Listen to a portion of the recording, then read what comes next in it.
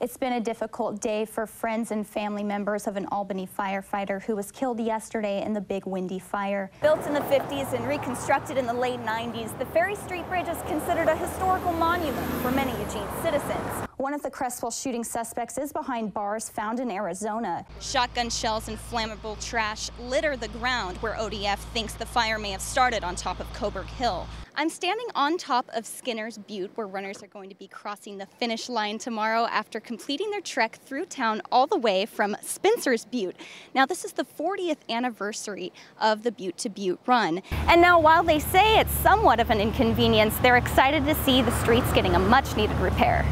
We now know the name of a woman killed when her SUV smashed into an ambulance northwest of Eugene. The McGowan overlooks in the Coburg Hills serve as a recreational place people come to enjoy breathtaking sights of Lane County. But when the sun comes out and it heats up, the beauty turns into real danger. The forests this time of year are extremely dry. That, coupled with high winds, make for perfect fire conditions, and the fire crews are called in by the numbers. Their message: come prepared. When you're leaving the county roads and you're coming up into the forest, you need to bring a fire extinguisher or a gallon of water. You need to have a fire tool. Just be aware of where you are. Johnson says people typically aren't aware of how easily a fire can start. In fact, most of the fires reported this year were human-caused.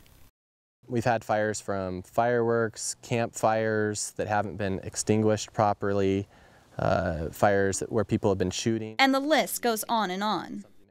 Shotgun shells and flammable trash litter the ground where ODF thinks the fire may have started on top of Coburg Hill. And while the investigation is still ongoing, they have to extinguish the fire first before they find the cause. In Eugene, Stephanie Essin, KEZI 9 News.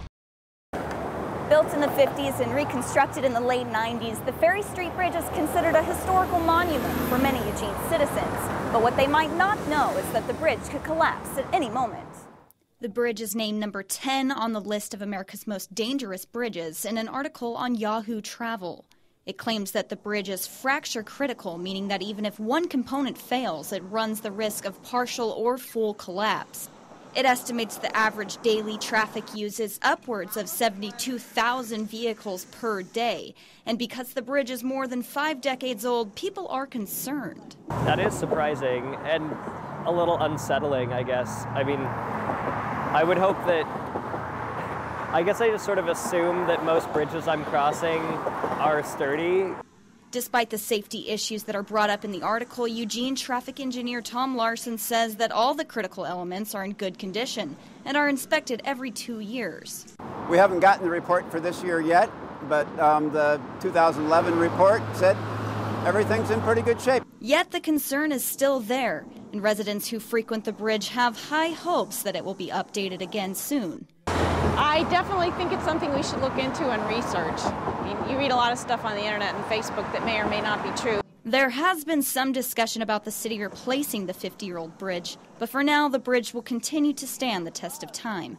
In Eugene, Stephanie Essin, KEZI 9 News.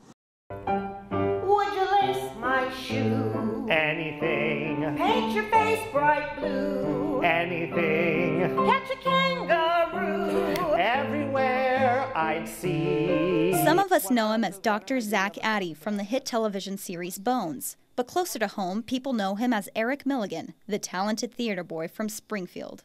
I've never done my cabaret show here at all. He's used to performing in places like New York, LA, and Washington. But now his fan base from his hometown get to see him in a one-of-a-kind cabaret show. A wall of rain as it turns to sleet. Why, I can see half a tree.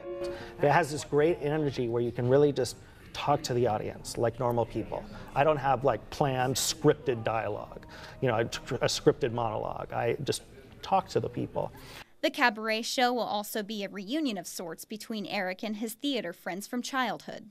It's just such a great reunion. It's really a lot of fun. Josh has also had a great career in film, but coming home may prove to have a little more pressure. I'm nervous again. I could do anything. What do I do? You know, there's this great quote, and I believe it was Al Pacino. He said that doing theater is like walking a tightrope. Theater is live, and it's real, and it's honest, and there's something beautiful about how immediate it is. The cabaret show is this Saturday at the Wildish Theater, and they're hoping to draw a big crowd. In Eugene, Stephanie Essin, KECI 9 News.